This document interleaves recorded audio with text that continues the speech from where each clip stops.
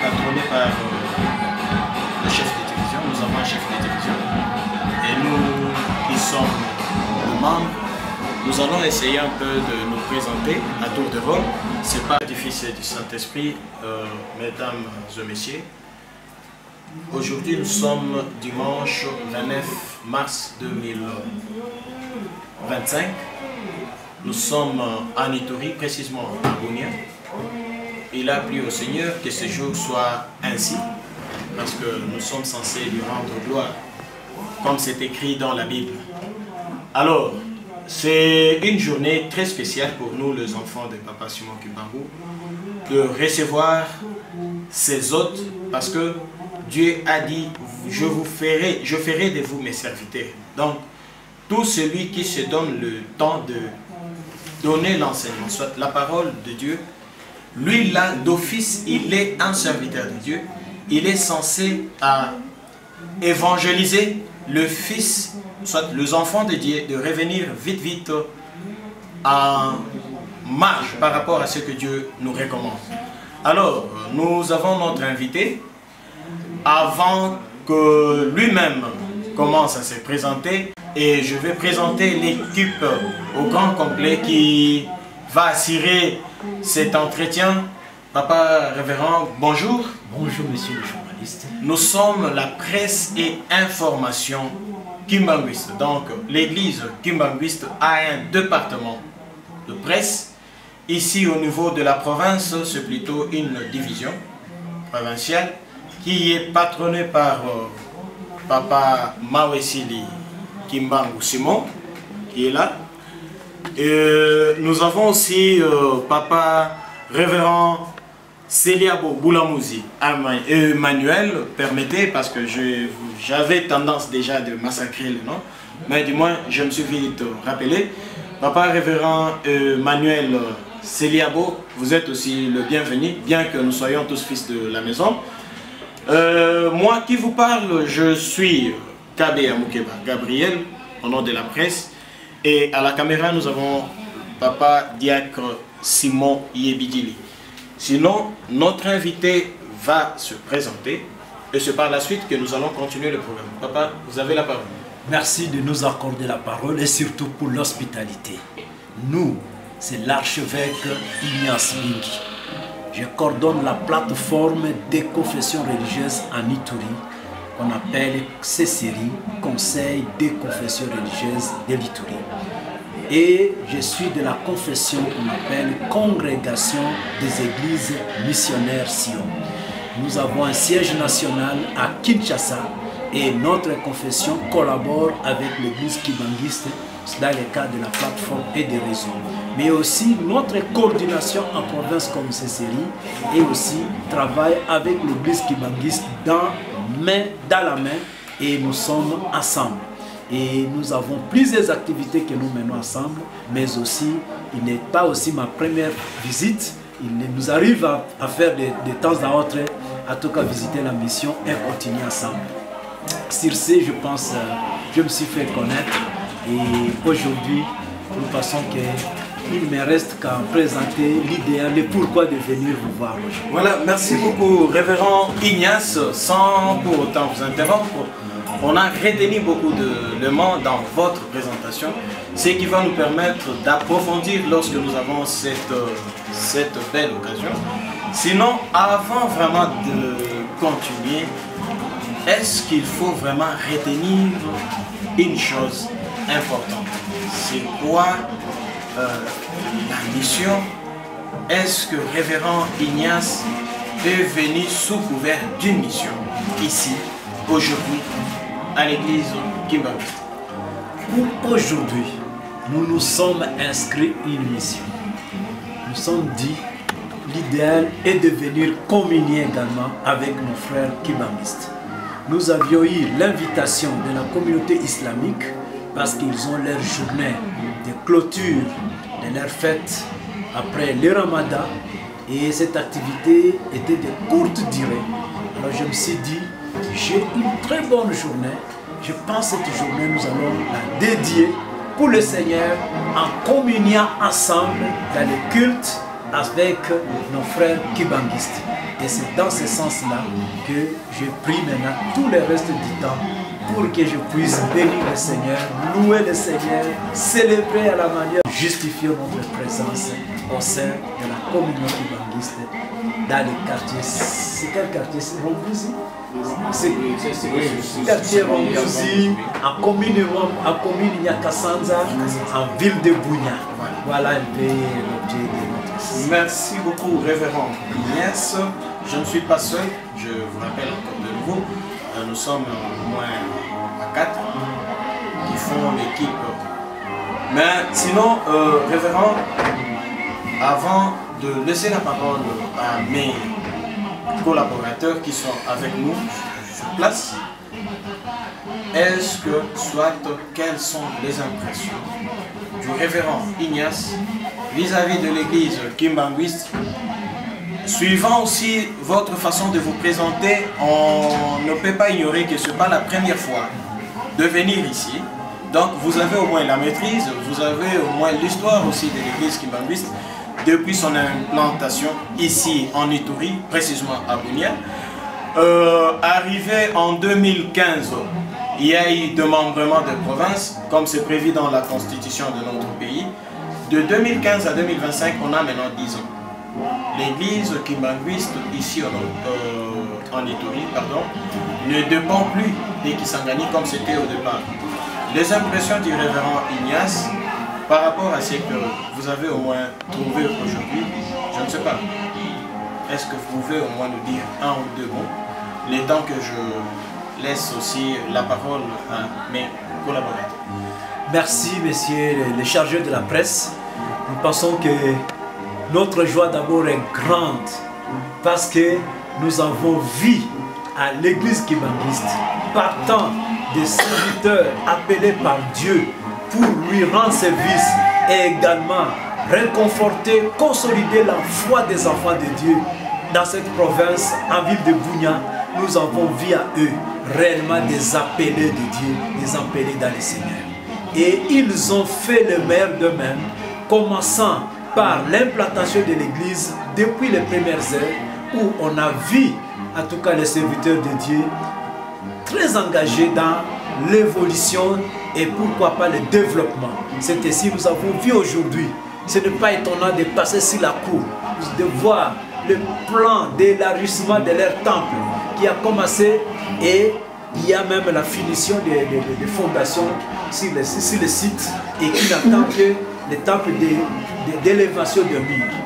On a vu également la musique qui était aussi une petite section, petit groupe, mais aussi évoluer et avoir aussi la taille d'une structure de division avec sa structure et également son chef de coordination. Nous avons également vu comment l'église est structurée, organisée avec ses différents départements, des jeunes, des mamans, des papas, et aussi la façon de se mobiliser et mobiliser surtout les ressources disponibles pour l'œuvre du Seigneur. Donc tout ça fait partie des avancées, en tout cas dans le peu de temps que nous avons connu l'Église et également avec son département de l'évangélisation. Aujourd'hui, nous avons plusieurs âmes, les jeunes, les mamans, en tout cas tous engagés dans l'œuvre. Et cette église n'est pas restée seulement en ville de Bunia. Nous avons sa présence à travers les différents territoires, les groupements, les localités. Nous regrettons aussi pour présenter également de l'occasion notre message d'encouragement, de voir ces installations également détruites par des inciviques, par les porteurs illégaux des armes. Ils sont victimes de leur patrimoine dans les territoires de Djougou, surtout à Kilo, la partie Walou et Koso. Donc c'est là où nous disons en tout cas un engagement pour la communauté. Nous voulons également saluer la présence de l'église kimbanguiste que je vis fortement organisée dans les territoires d'Aru où je les ai visités aussi. Nous avons collaboré avec l'équipe qui est là. Nous avons aussi une dimension à Mambasa et où aussi ils sont en difficulté. Leur patrimoine aussi a été sujet de convoitise par des particuliers et nous prions aussi pour cela, pour que le Seigneur puisse restaurer et également laisser la communauté stable. Donc je pense qu'il y a beaucoup de choses qu'on peut dire Et aujourd'hui, l'église kimbanguiste fait partie de la fierté nationale. Hier, qui n'était pas tellement connue, hier, les gens traitaient l'église kimbanguiste peut-être de ceci, cela, mais on a vu et on est arrivé même jusqu'à donner une journée nationale pour le 6 avril. Et nous pensons qu'elle fait partie des grands avancées. Et nous nous attendons à Bunia de vivre une grande célébration. Et nous pensons que ce sera à la hauteur, à la taille de ce qui se fait chaque année. Nous sommes aussi très reconnaissants de voir que l'église kimbanguiste puisse organiser aussi des journées de Noël. Que d'autres confessions, des fois, ni et d'autres ne l'organisent pas, mais l'église kimbanguiste a des journées spéciales. Je pense que c'est le 25 mai de chaque année. Et c'est pour dire que nous confessons Christ comme Seigneur et Sauveur ensemble. Donc je pense qu'il y a beaucoup de choses qui se font. Nous pouvons nous limiter ici et le reste peut venir avec l'État. C'est pour montrer que nous connaissons l'église kimbanguiste. Et même dans notre rapport annuel que nous avions balancé dans les groupes pour les responsables, vous allez lire combien nous avons vanté l'église kimbanguiste, démontré ses réalités, mais aussi tout ce qu'il a connu comme problème, même la spoliation aussi de sa possession, juste à côté ici à Tembo. Nous on a réduit ces espaces et pourtant sont des terrains pour les terrains communautaires, pour les terrains publics, pour des actions sociales, pour des actions de développement. Nous demanderons également aux autorités et faire même un plaidoyer pour qu'on puisse continuer à sécuriser, à protéger également les patrimoines communs des confessions religieuses. Donc l'église kimbanguiste mérite aussi une attention particulière. Merci beaucoup, révérend Ignace, de l'impression. On a tous retenu que les impressions sont bonnes. Parce que vous avez parlé du 6 avril, nous avons un élément qui va retenir votre attention à ce point-là. Nous allons revenir beaucoup plus à cet aspect. Mais sinon, je ne sais pas si je suis seul, je pense, vous vous êtes présenté comme coordonnateur de la CCRI, ici à Neturi. Nous considérons ça comme la confession religieuse parce que c'est la plateforme qui nous réunit tous ensemble. Je ne sais pas, papa chef de division, révérend pasteur, si vous avez au moins un mot à placer aussi, parce que nous avons notre invité qui est à notre disposition. Si vous avez 2 ou 3 petites questions en ce sens pour nous aider à comprendre la situation. Merci beaucoup, chers auditeurs. Merci aussi au révérend pasteur pour votre présence parmi nous. Nous sommes très heureux, nous sommes très joyeux de votre présence dans l'église kimbanguiste aujourd'hui en tant que responsable de la communauté ici à Bunia. Je voulais juste vous poser une question par rapport à tout ce que vous avez dit, puisque nous sommes vraiment à la veille du 6 avril que vous avez dit là-bas. Quelle a été votre considération par rapport à Papa Simon Kimbangu? Une très bonne question. En termes de considération, d'abord Simon Kimbangu, comme papa, bien sûr, le venu de la communauté protestante. Et Dieu l'a appelé, comme Dieu a appelé Moïse. Dieu l'a appelé comme il a appelé les Josué, les Gédéon et autres, et faire de lui un sujet particulier. Dieu a dit à Moïse, je te ferai, petit Dieu, je te ferai ma parole. Et pourtant il était homme. C'est pour dire qu'il n'est pas étonnant pour que nous puissions parler de Simon Kimbangu comme un envoyé, comme un appelé spécial de Dieu et aussi avec une mission particulière pour la nation congolaise. Il a fallu qu'il y ait des années, depuis 1960, pour qu'aujourd'hui, en 2024, que les autorités de la République démocratique du Congo puissent lui également adresser une considération particulière et faire maintenant de sa mission, de sa vision, une journée devant fédérer alors toute la nation et pourquoi pas une journée spéciale dédiée pour la nation afin de penser et de faire des journées de pensées pieuses pour notre cher papa Simon Kimbangu. Donc je pense jusque-là, tout ce qu'il a fait, il était grand évangéliste, il était grand missionnaire, il n'a fait que placer la mission de Dieu devant. Et Dieu l'a accompagné avec beaucoup de miracles, beaucoup de prodiges. Et quand il est parti, maintenant, ses enfants ont continué la mission. Et aussi avec l'ensemble de tous ceux qui ont reçu maintenant le Seigneur comme sauveur à travers sa mission. Et je vous confirme également, je suis témoin d'une grande mission de l'évangélisation qui a été conduite par une délégation qui était venue de Kamba, de Kisangani, avec des grandes fanfares. Et j'ai été parmi la délégation où nous sommes allés les accueillir à Yambi, à l'entrée de la ville. Et nous avons fait des défilés, il fallait voir des colonnes de musiciens. C'était une première à Ituri, ma ville de Bunia, de voir le nombre de personnes avec fanfares de tout genre, de grands tourbeaux tels que nous avons ici. Nous avons également, et les autres bien sûr, il y a plusieurs séries, et les saxophones, les consorts, et toutes ces musiques étaient venues sur Bunia. Et de cela aussi, nous avons été surpris de voir, même il y avait aussi un blanc parmi eux, qui sont venus juste pour célébrer et également fêter une mission spéciale de Kimbanguisme pour l'Ituri. C'était pour donner du poids à la mission ici. Et j'ai vu ça. Et c'est depuis ce jour-là que tout le monde, les gens commençaient à chanter.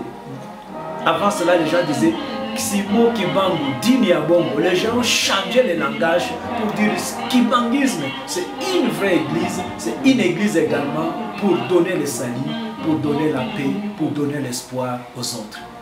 Mais à part cela, à travers les documenteurs maintenant, j'ai suivi les documenteurs à partir de Kamba, où il y a eu des journées spéciales, des journées de commémoration. On a vu le kimbanguisme de l'Allemagne. Nous avons vu le kimbanguisme de la Belgique, de l'Angola, de Brazzaville. Et kimbanguisme, pas seulement une affaire congolaise, mais kimbanguisme, cette vision, cette mission être appropriée par l'humanité, par le monde entier. Donc c'est pour dire qu'il y a possibilité que si tout le monde pouvait continuer à demeurer dans la parole, sur la mission, également considérer les missions prophétiques telles que le Seigneur envoie par ses prophètes, nous pensons que les Congos pouvaient aussi avoir des saluts ou des changements. C'est là où je voulais tirer comme conclusion pour dire que Dieu a tout créé par la parole. Et également, Jésus va confirmer cela par Jean chapitre 1er, verset 1er aussi, où il dit la parole était au début et cette parole s'est fait chair et c'est par cette parole aussi que tous les actes se sont accomplis. C'est pour dire que Dieu nous a donné un pouvoir par la parole et Papa Kimbangu, Simon Kimbangu n'avait pas autre arme, n'avait pas autre matériel si ce n'est que la parole. Sa richesse était la parole. Et aujourd'hui, nous aussi, nous pouvons aussi, parce qu'il nous a légué aussi la parole. Et grâce à cette parole maintenant, nous pouvons aussi changer le monde. Nous pouvons aussi changer les choses. Nous pouvons créer aussi à notre tour. Lui, il a créé ce que nous vivons maintenant. Mais nous, à notre tour, nous pouvons aussi recréer avec la parole que nous avons, qui est la parole de Dieu. Donc, nous avons des considérations. Nous passons que des considérations méritées. En tout cas, merci beaucoup, papa et grand pasteur, pour votre réponse. Et puis, nous ne sommes pas seulement en deux, nous sommes les trois intervenants. Et je laisse maintenant la parole au révérend pasteur Célia Bobungamouzi, qui est le conseiller spécial de la presse information kimbanguiste dans la province de l'Ituri. Est-ce qu'il y a moyen de rectifier? Apparemment, vous avez massacré les noms.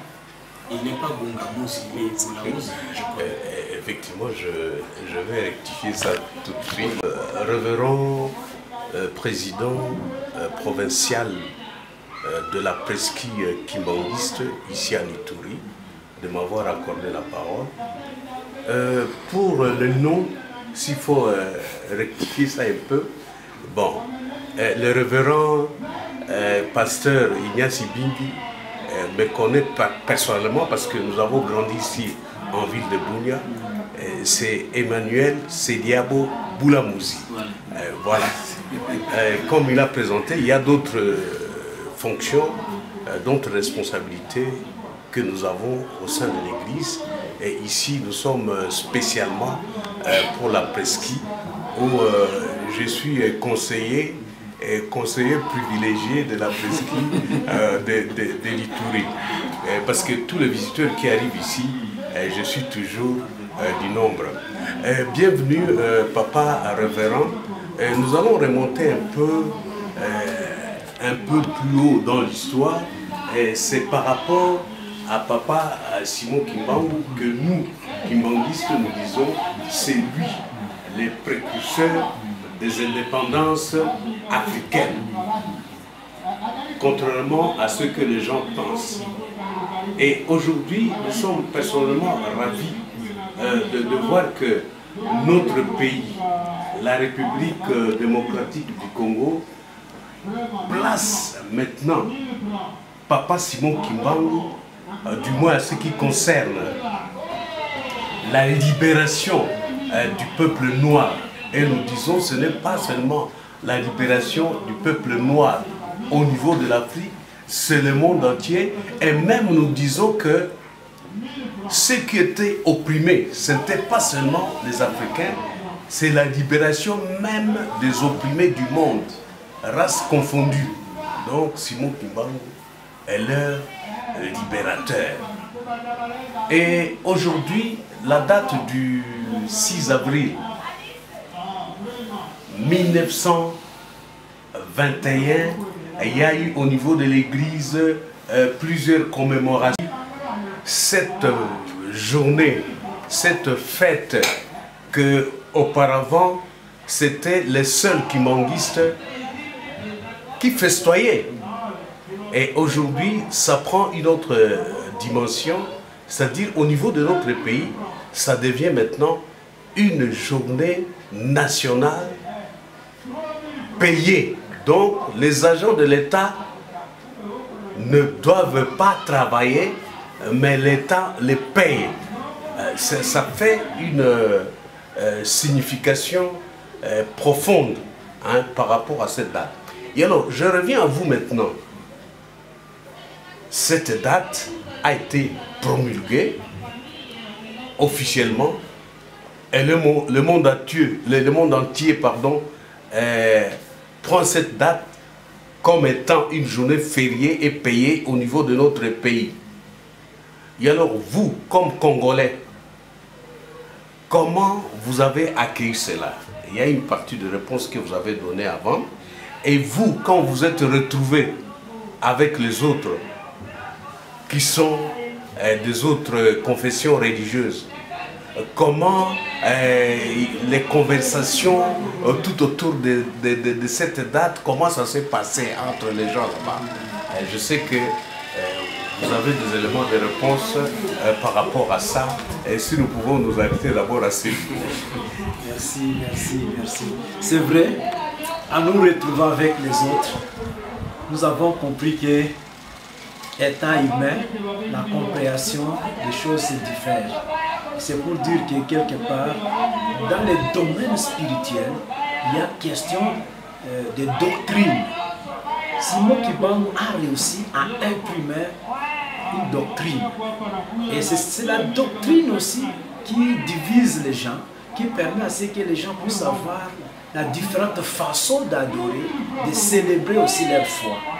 Alors, quant à ce qui concerne le travail abattu par Simon Kimbangu, depuis tous ces temps, c'était celui de voir ces adeptes, ces fidèles endurer, malgré toutes les humiliations, les persécutions, les difficultés, le manque de ressources appropriées et le dynamisme des fidèles kimbanguistes par leur mobilisation partant de toutes les structures ou bien les églises à travers le pays, dont l'Itourie à Bunia, où moi-même je suis témoin de la mobilisation des offrandes, où j'ai été aussi parmi ceux qui ont donné aussi leurs mains dans les paniers pour les actes pour l'avancement des œuvres ici. Donc ça c'est une partie. C'est pour dire que les gens ont l'habitude toujours, la perception de comprendre les choses toujours différemment. Mais dans l'ensemble, en tout cas c'était un sujet de salut pour dire que oui, même si on commence une œuvre, même si elle n'est pas connue dans l'immédiat, avec l'État, elle finit toujours par être reconnue. C'était aussi la même chose avec Jésus-Christ et ses disciples au début. Ils n'ont pas été reçus facilement, même pour qu'on puisse prendre seulement les noms chrétiens. Il a fallu que ce soit un sujet de minimisation. Ils ont été minimisés, ils ont été ridicules. C'était une façon également de leur mettre un peu de poids pour qu'ils ne puissent pas se relever. Et la façon de les appeler chrétiens, c'était une façon de gêner ces gens. Pour lui, cela est parti des Kamba. Et c'est des Kamba que la mission est partie pour le monde entier. Et de tout cela, nous saluons, en tout cas, le chef de l'État congolais actuel, ce qui est un exercice, qui a compris et que Dieu l'a visité afin qu'il puisse comprendre que Simon Kimbangu c'était réellement l'homme de Dieu et il avait la mission. Et cette mission, il faut maintenant qu'on les rende publique et aussi qu'on l'amène à ce que tous les Congolais puissent s'en approprier. Et cela partant de la politique congolaise. Parce que c'est lui qui a incarné la politique, la vraie politique même. Et si les politiciens pouvaient se baser sur ces prophéties, pouvaient se baser sur les paroles prononcées, pouvaient se baser sur les messages dits aux Congolais et pour l'humanité, nous pensons qu'on n'arriverait pas à ce que nous connaissons maintenant.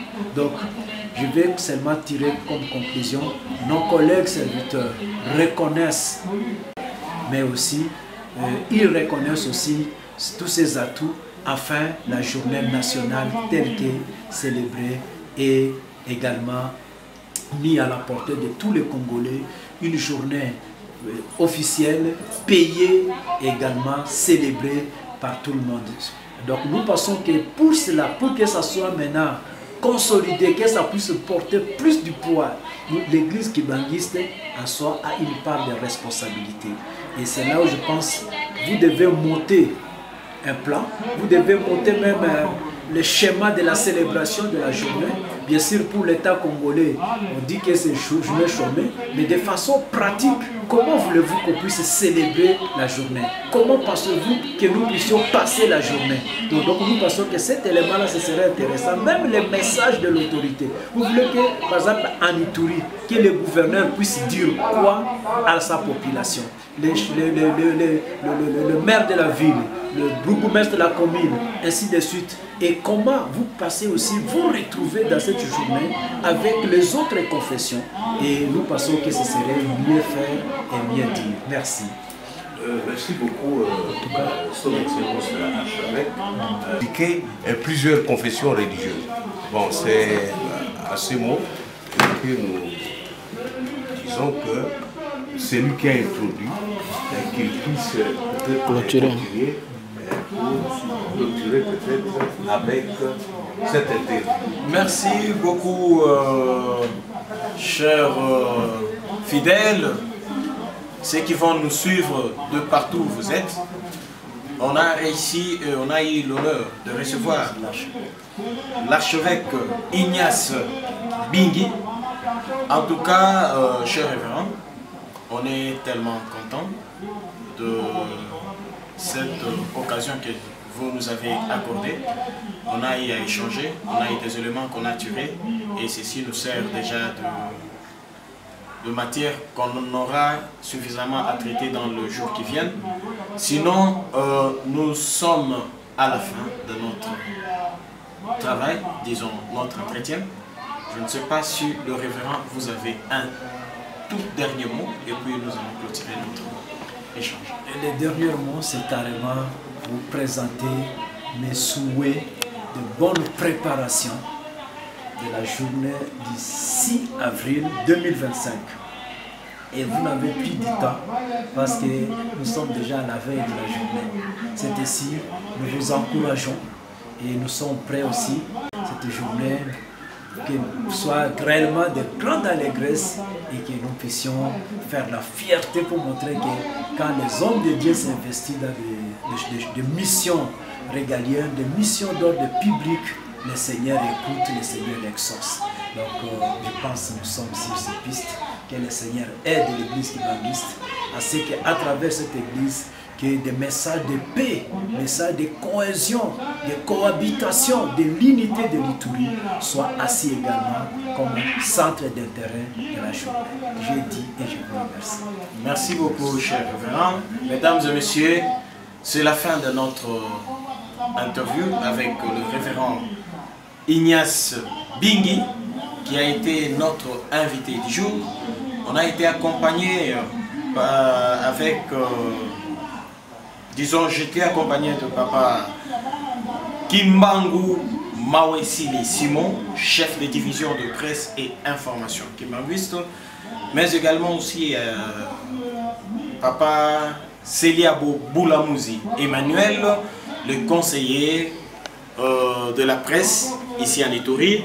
Derrière la caméra, c'était bel et bien papa Simon Yebidili qui fait bien son travail. Et moi qui vous parle, c'est Maître Kabea Moukeba Gabriel, qui suis votre présentateur de l'émission. Nous vous préparons pour la date du 6 avril, là où tout est focalisé. Ciao!